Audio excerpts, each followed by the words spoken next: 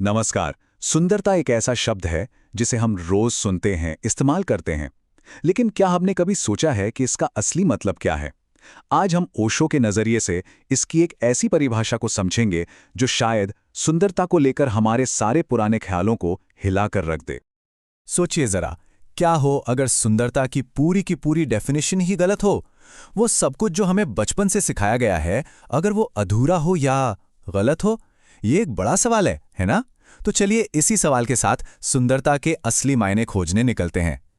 तो सबसे पहले बात करते हैं सबसे बड़े मिथ की, सबसे बड़ी गलतफहमी कि सुंदरता सिर्फ बाहर की चीज है, कुछ ऐसा जिसे बस आंखों से देखा जा सकता है।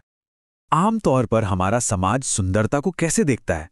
गोरे रंग से, एक अट्रैक्टिव फिगर से, या फिर महंगे स्टाइलिश कपड़ों से, है ना? लेकिन ओशो कहते हैं कि ये सब तो सिर्फ बाहरी सजावट है, एक तरह की पैकेजिंग।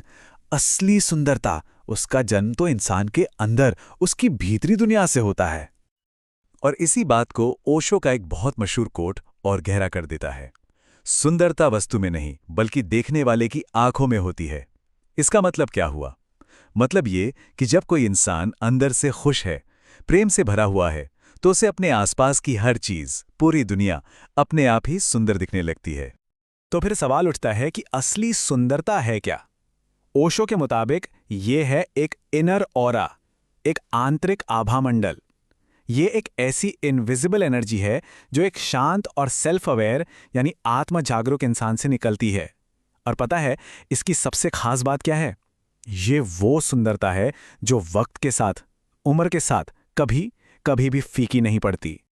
चलिए अब आगे बढ़ते हैं और बात करते हैं दूसरे बड़े मिथ की। और वो ये है कि सुंदरता को बनाया जा सकता है, कि उसे कोशिश करके हासिल किया जा सकता है। यहाँ पे स्पॉन्टेनिटी यानी सहजता और आर्टिफिशियलिटी यानी बनावटीपन, इसका फर्क बिल्कुल साफ हो जाता है। ओशो कहते हैं कि सच्ची सुंदरता सहज होने में है। जब कोई वो बनने की कोशिश करता है जो वो है ही नहीं, तो असल में वो एक मुखौटा, एक मास्क पहन लेता है। और हाँ, ये मास्क दूर से अट्रैक्टिव लग सकता है, लेकिन अंदर से बिल्कुल खोखला होता है। सोचकर देखिए, बिल्कुल एक जबरदस्ती की बेजान मुस्कान की तरह। ओशो इसके लिए एक बहुत ही खूबसूरत एग्जाम्पल देते हैं, गुलाब का। एक गुलाब कभी सुंदर दिखने की कोशिश नहीं करता, वो बस होता है।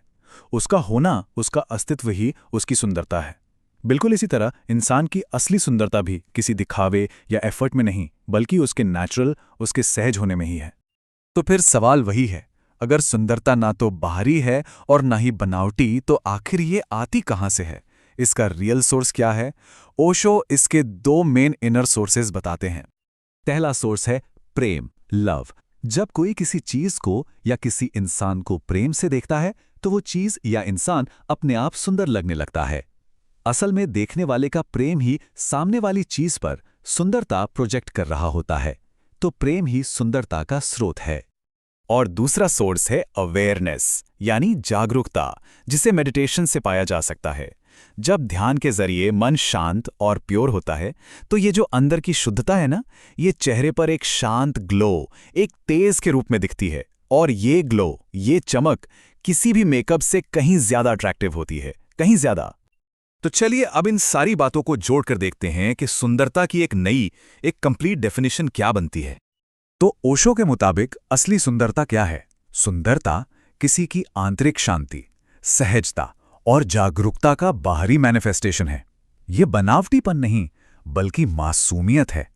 जिस पल कोई खुद को ठीक वैसे ही एक्सेप्ट कर लेता है जैसा वो है, ठीक उसी पल वो सबसे सुंदर बन जाता है। तो आखिर में ये एक सवाल छोड़ जाता है, सुंदर दिखने की बाहरी कोशिशों को छोड़कर क्या इंसान सच में सुंदर बनने के लिए तैयार है? यानी कि अंदर से, भीतर से और ज्यादा प्रेमपूर्ण और ज्यादा जागरूक और ज्यादा सहज होने के लिए।